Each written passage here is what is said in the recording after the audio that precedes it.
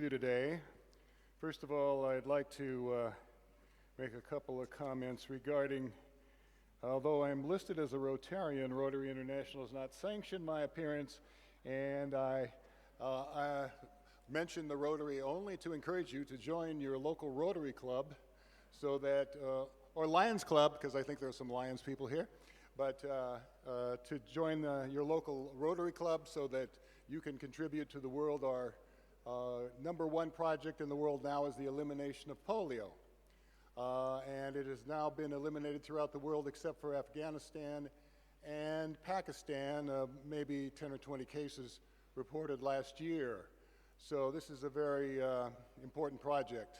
In addition, I think there are 3,200 Rotary clubs and about 3.2 million or 2.4 million members or something like that. And I'm in the Naperville Rotary Club. And so I wanted to give that push for you to join your local Rotarian and volunteer to participate in activities within your community and all over the world. The Gates Foundation and the Rotary are the two organizations primarily interested in and paying for the elimination of polio in the world. Next, I'd like to pay some respect to 4 Indians who I hope that you know. The first one is named Panini. And when I mention that, a lot of people think Panini. That's a sandwich company in the United States. But it's not. You probably have never met him because for the 4th century BC is when he lived. And he was a specialist in Sanskrit and in linguistic systems. And he was the predecessor of programming and IT. And he developed metacodes at the time. And so he is a well-known Indian who deserves a lot of respect and should be mentioned here today. Another one is Shakara from the 2nd century. He was the father of medicine, and as a doctor, I respect his contribution to medicine as another Indian who did so much work for the cause of health and safety in the world. Aryabhata, 5th century, developed mathematics, calculated pi, developed trigonometry, developed algebra, and many other things. Another well-known Indian. Ari Shankara, 8th century, cosmologic ideas that are akin to current Big Bang theory. So there are many Indians in the past who have contributed to where we stand now. We stand on their shoulders. And so I want to encourage all of us to remember our historical past and to give deference to their memory. The subject that I'm going to talk about today is emerging pathogens and chemicals of concern. And hopefully, next slide. In the beginning, once again, with refer to Shankara, the physicists and cosmologists believe there was a Big Bang that began it all. And in that event, 3 concepts were created. As you can see, 20% is dark matter, 60% is dark energy, and only 5% of the overall mass made up of atoms. So that 5%, 90% of that is hydrogen and helium. If we go to another slide here, there's the Big Bang and inflation theory in one slide. Only 3% of the water on the surface of the Earth is fresh, so we better be careful about what we're doing with it. The remaining 97% resides in the ocean as salt water. Maybe the next slide. So you can see that we're very, very limited in the amount of water that we have on the world. Most of 90% in the glaciers, 30% is underground, less than 1% is located, another slide please, on lakes, rivers, and the rest of the streams. And we use those bodies of water to dispose our organic and our chemical waste. And so when a large portion of that population, of our Earth's population, uses that contaminated water for drinking, cooking, and cleaning, the results is obviously going to be disability and in some cases death. We do the same thing to our atmosphere. We use it as a waste disposal dump. We know that 23% of all our deaths are related to environmental risk factors. 24% of the total disease burden in all ages in both sexes is attributed to environmental risk factors. About 33% of the total disease burden in young children is related to environmental risk factors. And this, collectively, infectious diseases are the second leading cause of global death behind cardiovascular disease. However, among young people under the age of 50, especially children, infections are overwhelmingly the leading cause of death. Now, the world of infectious diseases evolves constantly, with one infection considered a national or global threat one year can be replaced the next year by another, potentially even more virulent one. And the possibility of a previously unknown event or unknown pathogen emerging at any given time has caused the World Health Organization to include disease X, for a disease unknown, on its 2018 list of blueprint priority diseases. So the list of concerns needs not only to include contagious diseases, but also human behavior patterns, national crises, and other risk factors that make outbreaks possible. Habits that spread disease like open defecation, lack of hand washing, traditional and cultural styles, wars, economic downturns, political corruption, myths, and fears all need to be added to our list of disease-inducing and disease-promoting behaviors. Our list of concerns varies with economic status and with location. The American CDC is currently updating its list of antibiotic resistance threats, and these include multi-drug resistant organisms like Candida, Clostridium, carbapenem, resistant Enterobacteriaceae, and drug-resistant Neisseria gonorrhea, just to name a few. The use of antibiotics in factory, animal farms, and disposal of drugs in wastewater systems, and the consumption of drug in our own bodies and placed in foods in the ecosystem with factory farming can have hormonal effects on both human and animal populations.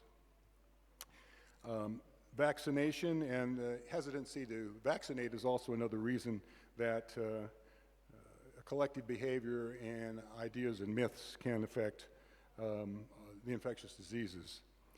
The opioid epidemic is another example of that kind of a process where resistant organisms can develop. Ebola has reemerged in many places, and cultural and traditional practices are involved in that, funding issues, as well as questions about long-term efficacy of some of the current vaccines combine to cause problems. It's been found that one species of Ebola is now found in pig, and so that has implications for the safety of food. There are also other hemorrhagic fevers like Lassa outbreak in Nigeria and Marburg that have developed, and climate change, deforestation, changes in the geographic, political, and cultural environment all combine to result in the emergence of new diseases and the reemergence of old diseases. So several classifications of diseases are recognized. Newly emerging diseases is one that has been recognized before, and examples of these include, is one that hasn't been recognized before, I should mean. Examples include AIDS and respiratory distress syndrome, and even acute flaccid paralysis in children, which is just developed in the United States. Re-emerging diseases have been around for decades or centuries, but have returned in different forms or in a new location, such as West Nile virus. The current top recognized diseases of emerging diseases include Crimean Congo hemorrhagic fever, Marburg hemorrhagic fever, Lassa fever, and Middle East respiratory distress syndrome, just to name a few. At one time or another, all diseases have been emerging diseases, but after a while, they become part of the background. We have eradicated smallpox and are nearing the eradication and elimination of polio, but eventually and inevitably another disease will take its place. We live in a delicate balance and a web of relationships with microbial species, and there is always a tension in our codependence. If we change the balance of microbes, they will almost always adjust to counterbalance that effect. So as we move our homes into forests, we can develop new diseases. Social structure, human behavior contribute to the age epidemic. The adoption of exotic pets, like the Gambian rat, who some people adopted as a pet, resulted in monkeypox emergence in the United States. Yellow fever and malaria were once present even in the northern parts of the United States when socioeconomic conditions were poor. Currently, despite the number of imported cases of Zika or other virus infections, few local cases have been reported except in areas where the Aedes aegypti mosquitoes are present. Improving socioeconomic conditions, including screened-in, air-conditioned homes, increased indoor entertainment, potable water, sanitation, and changes in the social lifestyle contribute to control. We don't have to store water in open containers where mosquitoes breed anymore. All these changes in living conditions reduce the opportunity between man and mosquito, reducing transmission in the disease dependence on the human host for their amplification. But large-scale natural disasters with destruction and displacement of populations on a large scale could reverse this improvement. These types of pathogens are called anthropognosis, diseases where humans are the principal vertebrate host. Thus, in the USA, diseases such as malaria, yellow fever, and dengue have mostly disappeared. Malaria, yellow fever, and dengue are rare, but chikungunya and Zika have not become established either. However, when animals other than humans play a major role in the transmission cycle, the same beneficial effects are not seen with improved living conditions. These diseases are caused by zoonotic viruses, and they include West Nile, St. Louis encephalitis, Eastern equine encephalitis, and other forms of encephalitis. These viruses are maintained in the natural transmission cycle through various mosquito or bird or rodent populations, and they're not affected by changes in improved housing. Since humans are not involved in the cycle of transmission, they will persist in the environment and as a consequence continue to be a cause of disease.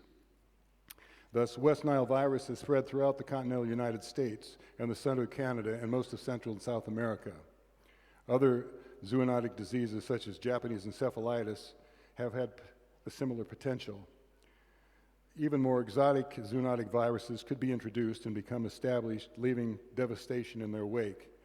Thus, the health of all countries is important to us all, and there's no barrier against the mosquito or the zoonotic diseases they carry unless we're very careful.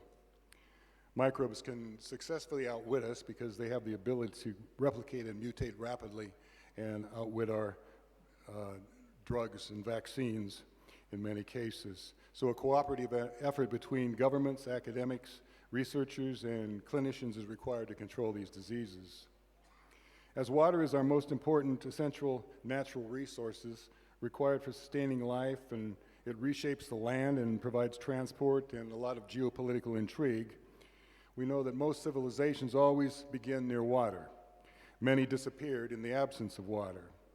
Water has been responsible as a source of infections of international and local importance. Cholera, when present in water and in the absence of access to clean water and sanitation, has been responsible for 7 pandemics since the 19th century, killing millions. It is still endemic in many countries. Legionella can be transmitted by inhalation.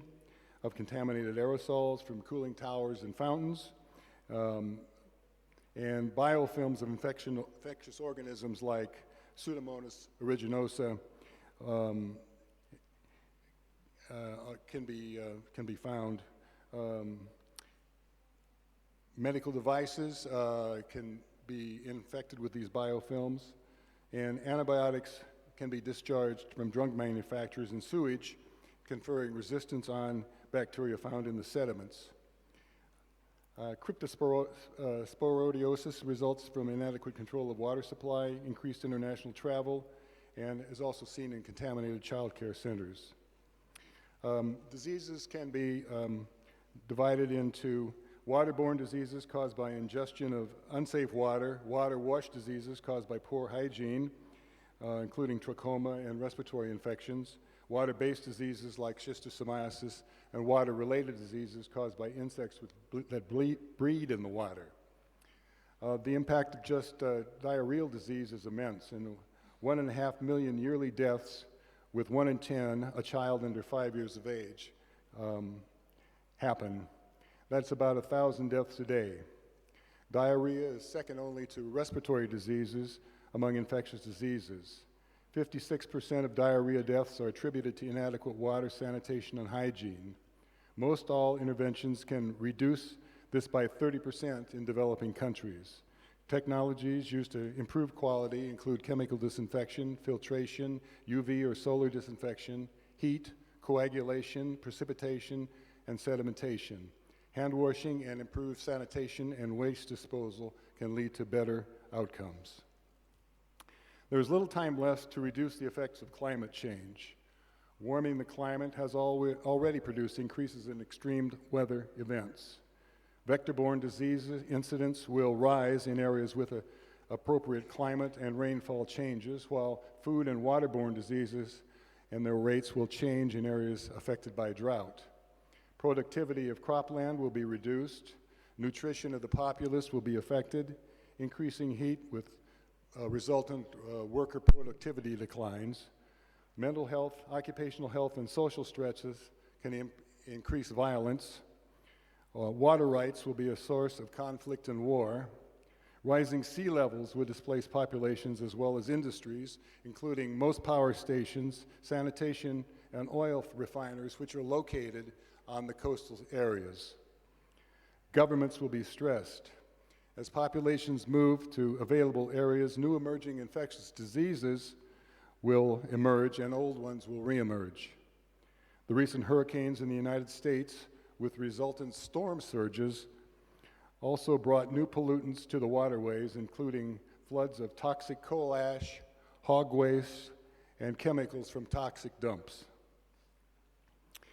In addition to the usual toxins contaminating our water from natural and man-made sources, such as lead, mercury, arsenic, we now have medical and industrial sources that add thousands of different types of chemicals and new pollutants to our waterways. These ever-emerging chemicals mix into even more confounding problems, which are more difficult to define and evaluate. The vast majority of these chemicals and their metabolites are unregulated and are not known, and the results of their presence in the environment and our bodies is yet to be determined. Their effects can include endocrine disruption due to the biota, such as that caused by 17-beta-hydroxyestradiol, and increasing antibiotic resistance, such as that due to ciprofloxacin, and direct toxicity due to Motrin, ibuprofen, and those sorts of drugs. To date, there are over 200 different pharmaceuticals that have been found in river waters, some in amounts that are toxic to test organisms like crustaceans, algae, and bacteria. In addition, these chemicals are not found alone in water supplies, but are in complex mixtures that can act synergistically. The current water and wastewater treatment facilities are not designed necessarily to remove these contaminants, and in fact can contaminate and concentrate them in the activated sludge process. These dried sludge products may be recycled for agricultural use as fertilizer and may then cause further problems. The most studied drugs are non-steroidal and anti-inflammatory medications, beta blockers, and antidepressants, also some anti-epileptics. In addition, illicit drugs are found in treated wastewater, cocaine, MDMA, and marijuana, etc. Personal care products like sunscreens are also found. Nanoparticles, small particles of plastic, and pesticides are also present. The problem is the measurement and evaluation of these emerging contaminants is difficult due to the many phases in which they may reside. They can be aqueous, they can be in the sludge, or in the suspended particles. The seasonality of the measurement may be important, as sunscreen and antihistamines and those sorts of things may be used primarily in the summer. A higher frequency of cold medications and flu medications and antidepressants may occur in the winter. The metabolism of the drugs in human subjects is a function of human metabolism, and morning urination in the first void of the day may be the highest concentration, and that may affect the maximum concentration that you find in the water supply. Illicit drug use may peak on weekends and maybe during college vacations. Hospital waste contaminants will be higher during the week than on the weekend. Rainfall may affect the sampling, and the type of sampling, grab versus continuous sampling, also makes its effect known. Additionally, the solubility, hydrophobicity, water solubility, partitioning, metabolism, etc., of all these contaminants affect their behavior and result in risk to ourselves and our environment. Determination of the toxicity is difficult, as the effects on aquatic organisms require sophisticated measurements, not limited just to death or mobility, and are more measurable. Those death and mobility are easily measured, whereas things like changes in the DNA or longer-term effects on population require long-term studies.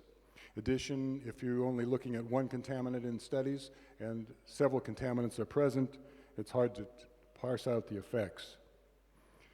The same difficulties apply to river sediments and amended soils where contaminants also reside. Finally, many pharmaceuticals are dispensed in racemic mixtures, and metabolism in the body can cause biologic changes and that result in chiral inversions enriching one or the other enantiomers. Thus, testing must account for these changes if we're going to use those. This conference is an opportunity for scholars and administrators and businessmen and volunteers and government officials to address the issues of waste and water and recycling. And we need to recognize that we're a part of a big web in the environment. We're only part of it, and if we ignore that fact, it will be to our own detriment. So I hope that this will give you a short background in issues of emerging diseases and other problems that the environment faces, and those specialists who are here can provide you with the technology and the ability, and if the government is sufficiently motivated to increase its effects and abilities to move the populations and their enthusiasm for change, then I think we can look forward to a brighter future. So I hope you will all participate in that process. Thank you very much.